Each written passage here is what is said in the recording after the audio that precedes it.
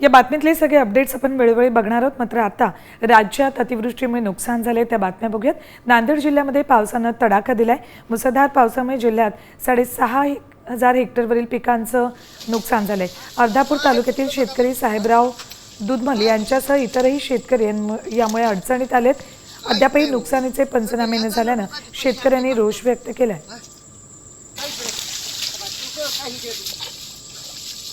नांदेड जिल्ह्यात मागील महिनाभरापासून पावसाने अक्षरशः धुमाकूळ घातलेला आहे। आपण सध्या आहोत नांदेडच्या पिंपळगाव या शिवारात। आपण पाहू शकतो की मागील महिनाभरापासून पाऊस सुरू आहे आणि या पावसाचं पाणी या पिकामध्ये मोठ्या प्रमाणात साचलेलं आहे। संपूर्ण पीक जे आहे ते पाण्याखाली आहे। सगळं 8 एकर जमीन आहे। 2 एकर मध्ये आता काहीच राहिले नाही याच्यात। का आहे पाण्यामध्ये काहीच नाही। लोकांचे पैसे आणले या जाणं काढून आता काय फाशी घ्यायचे काम आहे। आता बाकी काय नाही। इतर घराला सुद्धा उपाय नाही आमच्यापेक्षा आता।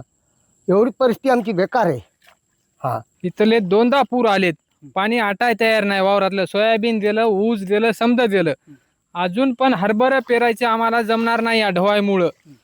तिथली भाषणं तर आलेत, सरकार यायलेत, बसायलेत, मिटिंगी राहिलेत, मात्र शेतात अजून कोणी आलं नाही आणि फावून गेले नाहीत। आले तरी पंचायतलाच यायलेत, तिथंच मिटिंग राहिलेत, सरसदर घेऊत म्हणालेत, मात्र इकडे कोणी द्याय तयार नाही, कोणी याय तयार नाही, फाया तयार नाही। आम्ही त्या फाशा घ्यावाचा आता असं म्हणल्यावर दरवर्षीच झालंय हे। ते म्हणालेत अजून इमे आले नाही, काहीच आलं नाही। हे फक्त शेतकऱ्याचं मरण आहे, याच्यात दुसरं काहीच नाही। संजय सूर्यवंशी, साम टीव्ही न्यूज, पिंपळगाव, नांदेड। आता isakal.com आहे देशातील नंबर 1 ची मराठी न्यूज वेबसाईट। प्रत्येक अपडेटसाठी isakal.com ला नक्की भेट द्या।